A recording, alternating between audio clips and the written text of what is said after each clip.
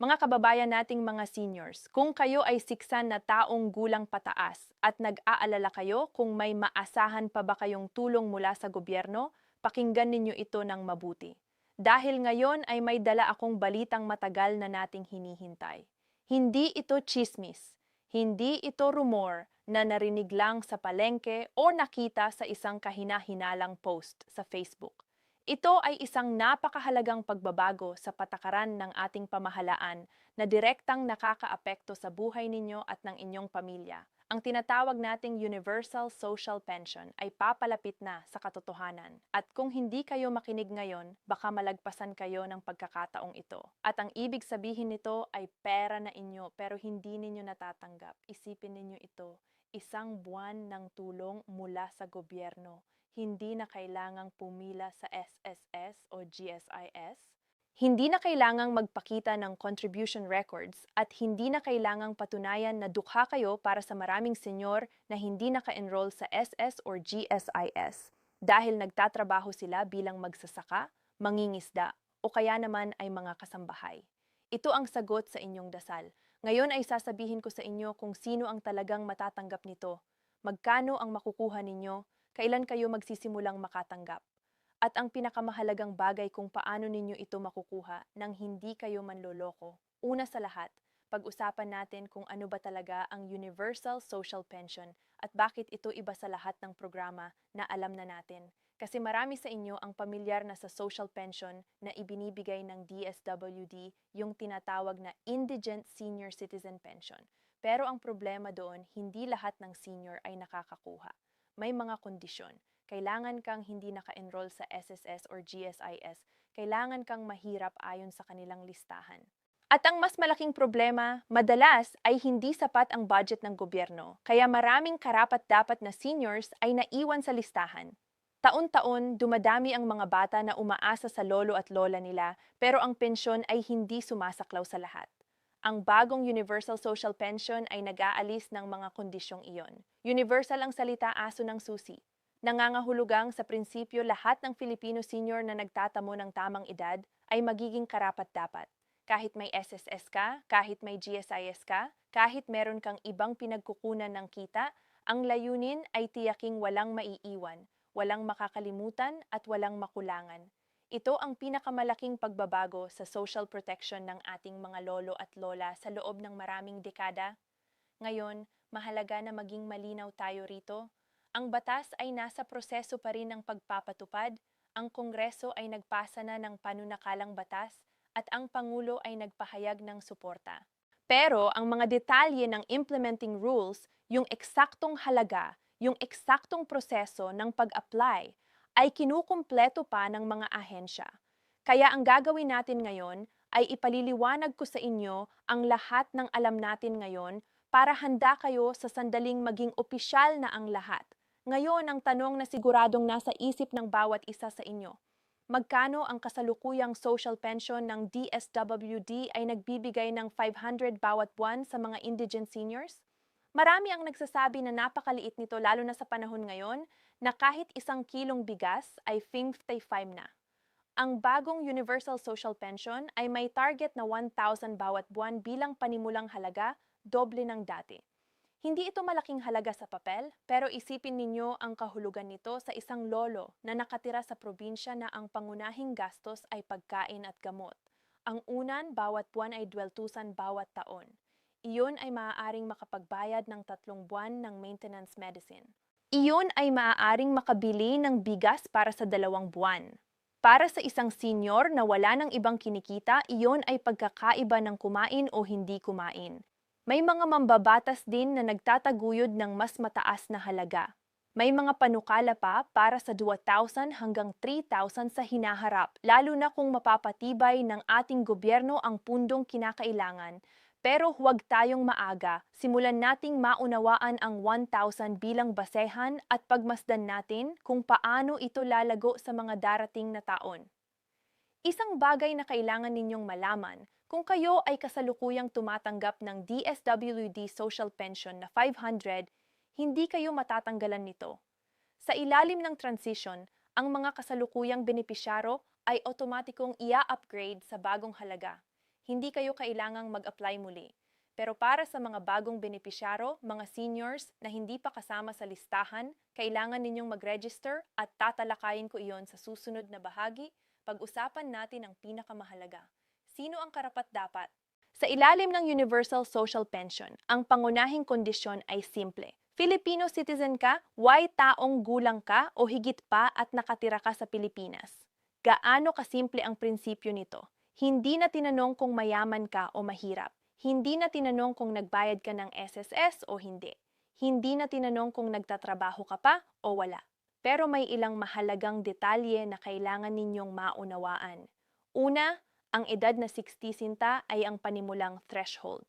Pero ang ilang bersyon ng batas ay nagtatakda ng mas mataas na priority para sa mga siksinang-paywi pataas at kahit mas mataas na tulong para sa mga taong gulang pataas. Kaya kung ang inyong lolo o lola ay tanma silang mapapabilang sa sistema at posibleng mas mataas ang kanilang matatanggap. Pangalawa, may tanong tungkol sa mga senior na kasalukuyang may SSS o GSIS pension. Ang sagot ay oo. Maaari pa rin kayong maging eligible para sa Universal Social Pension kahit meron kayong ibang pensyon. Ito ang universal na aspeto nito. Pero makinig kayo rito ng mabuti dahil dito marami ang nagkakamali. Ang halagang matatanggap ninyo sa Universal Social Pension ay maaaring mabago depende sa inyong iba pang kita. May tinatawag na means testing component sa ilang BSO ng batas na maaaring magbawas ng halaga para sa mga seniors na mayroon ng mataas na kita mula sa ibang pinagkukunan. Halimbawa, kung kayo ay tumatanggap ng 15,000 bawat buwan na SSS pension, posibleng mabawasan ang inyong Universal Social Pension o hindi na kayo maisama sa pinakamataas na bracket. Ang mga detalye nito ay ginagawa pa ng gobyerno, kaya bantayan ninyo ang opisyal na announcements. Pangatlo, para sa mga OFW na bumalik na sa Pilipinas, kung kayo ay 162 pataas, nakatira na dito at Filipino citizen, karapat-dapat kayo. Ang mga benepisyo ng Universal Social Pension ay hindi limitado sa mga hindi nag-abroad. Ang bawat senior na Pilipino na tumanda sa bayang ito ay may karapatan sa proteksyon na ito. Ngayon, pag-usapan natin ang proseso ng pag-apply at ito ang bahagi na gusto kong pinakamatalik ninyong pakinggan dahil dito maraming seniors ang nagkakamali at naiwan. Una, huwag kayong pumunta sa SSS or GSIS para sa Universal Social Pension. Ito ay magkaibang programa. Ang tanggapang responsable para dito ay ang DSWD, ang Department of Social Welfare and Development. At ang inyong lokal na OSCAR o Office for Senior Citizens Affairs sa inyong munisipyo o lungsod. Ang proseso ng registrasyon ay magsisimula sa OSCA. Pumunta kayo sa inyong barangay hall at humingi ng listahan ng requirements. Sa pangkalahatan, kakailanganin ninyo ang inyong valid ID na nagpapakita ng inyong edad. Maaari itong maging senior citizen ID, passport, birth certificate o kahit simpleng barangay clearance na may nakalagay na inyong petsa ng kapanganakan. Kakailanganin din ang isang proof of residency, maaaring utility bill o barangay certificate at kailangan ang inyong bank account number o e-wallet information para sa direktang pagpapadala ng benepisyo. Ngayon, para sa mga senior na wala pang bank account at marami kayo, huwag kayong mag-alala. Ang gobyerno ay nagtatrabaho kasama ang GCash, Maya at iba pang digital wallets para gawing mas madali ang proseso. Pero kung hindi kayo pamilyar sa mga e-wallet, makakatulong ang inyong mga anak o apo na i-set up ito para sa inyo. Huwag hayaan ng kahirapan sa teknolohiya na pumigil sa inyo na makuha ang inyong benepisyo. Isang babalain, mag-ingat kayo sa mga taong lalapit sa inyo at sasabihing sila ay tumutulong para sa pag-apply lalo na kung hihilingin nila ng bayad. Ang pag-apply sa Universal Social Pension ay libre, walang bayad, walang processing fee. Kung may humingi sa inyo ng pera kapalit ng tulong sa pag-apply, iyon ay scam. Iulat ninyo iyon sa inyong barangay captain o sa DSWD. Marami sa inyo ang magtatanong kailan at naiintindihan ko ang pagkabigo na nasa likod ng tanong na iyon dahil maraming programa ang inanunsyo pero matagal bago maisagawa. Para maging tapat sa inyo, ang implementasyon ay magsisimula ng paunti-unti. Ang kasalukuyang DSWD Social Pension Beneficiaries, ang mga pa-500 na tatanggap ngayon ay ang unang maa-upgrade. Pagkatapos, ang mga bagong applications ay ipoproseso ayon sa pagkakasunod-sunod ng pag-register. At ang pinakamagandang gawin ninyo ngayon ay mag-register na agad sa inyong OSCA. Kahit hindi pa opisyal na simulan ang Universal Social Pension sa inyong lugar, ang pagkakaroon ng inyong pangalan sa listahan ay naglalagay sa inyo sa unahan ng pila. Sa maraming ahensya ng gobyerno, ang sistema ay first come, first served at ito ay hindi pagbubukod. Ang mga bayad ay inaasahang darating ng buwanan at ang pinaka-inirekomendang paraan ng pagpapadala ay sa pamamagitan ng direktang deposito sa bangko o e-wallet para maiwasan ang mga pagkaantala na karaniwang nangyayari sa cash-based na distribusyon. Kung naaalala ninyo ang mga problema noong COVID, ayuda ang mahaba at mainit na pila, ang nawawalang pera, ang mga taong nagsabing hindi sila natanggap kahit nakapila sila ng matagal. Gusto ng gobyerno na maiwasan ang lahat ng iyon sa bagong sistema. Ngayon ay pag-usapan natin ang mga bagay na hindi karaniwang sinasabi ng ibang tao, ang mga nakatagong benepisyo at ang mga posibleng pitfalls na kailangan ninyong malaman. Una, ang Universal Social Pension ay hindi subject to income tax. Iyan ay malinaw sa batas. Ito ay isang social welfare benefit hindi kita, kaya hindi ninyo kailangang ideklara ito sa inyong ITR kung sakali. Pangalawa, ang pagtanggap ng Universal Social Pension ay hindi magbabawas sa inyong SS o GSIS pension. Ang dalawa ay magkasamang matatanggap. Ang isa ay hindi magkakansela ng isa. Ito ay isang importanteng to na maraming seniors ang hindi alam. At dahil sa pagkakamali o maling payo, tinatanggihan ng ilan ang pag-apply dahil akala nila mababawasan ang kanilang SSS. Pangatlo, kung kayo ay may karamdaman, halimbawa ay may disability or bedridden, meron pang dagdag na benepisyo na maaari kayong mag-apply bilang karagdagan sa pensyon. Ang DSWD ay may programa para sa mga senior na nangangailangan ng special care. Huwag hayaan na dahil lang sa isang benepisyo ay hindi na kayo mag-explore ng ibang tulong na maaaring makuha ninyo.